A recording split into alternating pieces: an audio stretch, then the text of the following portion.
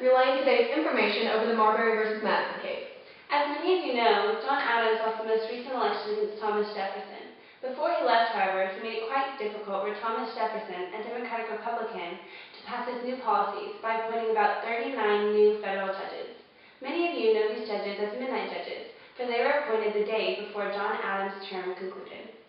Adams was able to do this because he persuaded Congress to pass the Judiciary Act of 1789, which gave him the power to appoint new judges and fill the judicial system with like-minded Federalists. While Adams was in office, his Secretary of State failed to deliver the documents necessary to allow William Marbury, one of the 39 judges, to be appointed as Justice of the Peace.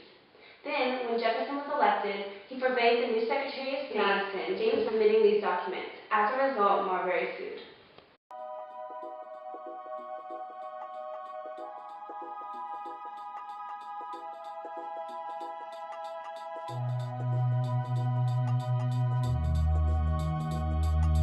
We are now going to cut to Yorktown, live at the courthouse.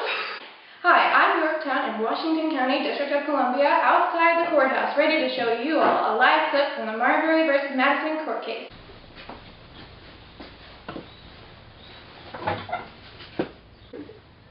We will now commence the proceedings of the dispute between Marbury vs. Madison. William Marbury, you may now present your case. Your Honor, to begin this proceeding, I tell you this administration is false. I have been duped. I am entitled to the position of Justice of the Peace, and this administration refuses to appoint me. Under the Judiciary Act of 1789, which has the authority to issue a writ of mandamus or a court order to force someone into action, Justice Marshall, I ask you to present one to Madison. This is preposterous. He isn't entitled to anything. You annoying, deceitful... Enough! Madison, you may now present your side of the argument. The appointment of Marbury as Justice of Peace is invalid because his commission papers were not only delivered before the day of Adams' term as president. This administration should not be expected to carry out the plans of our predecessors. President Thomas Jefferson has completely different ideology and will carry out actions without demands of manipulative former leaders weighing him down. The judicial system has no right to force his hand down his successors. This court is now adjourned for delineation. Hi, this is York, live from outside the courthouse. Just to catch you folks up, Marbury is indignant. Somebody better get him his job or else. Madison is persistent. The Jefferson administration cannot be forced into anything, especially not when the claims are so baseless. Now back to the court because I think they've made their decision. Regarding the case of Marbury vs. Madison, it has been determined that Marbury had the right to commission, and to seek his legal remedy should be fulfilled because Adam did, in fact, sign the grant.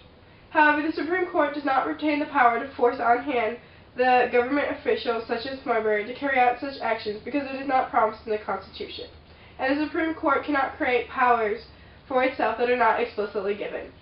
The Supreme Court does controversially have the authority to declare laws unconstitutional by the power of judicial review, and the Judiciary Act of 1789 is thus void.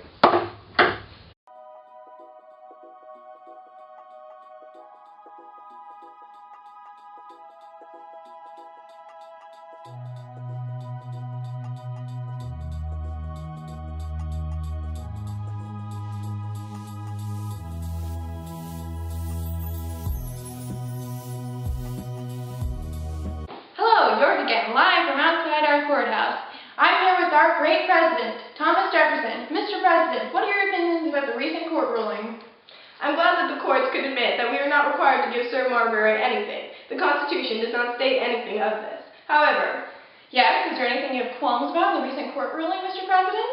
yes, the Constitution meant that its coordinate branches should be checked on each other, but the opinion what gives to the judges the right to decide what laws are constitutional, not only for themselves and their own sphere of action, but for the legislature and executive also.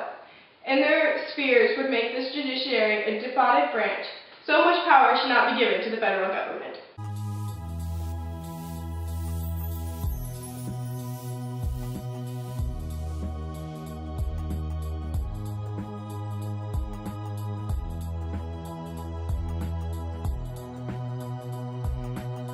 Well, that sounds like a standard Democratic-Republican Federalist dispute to me. Why don't we ask our viewers?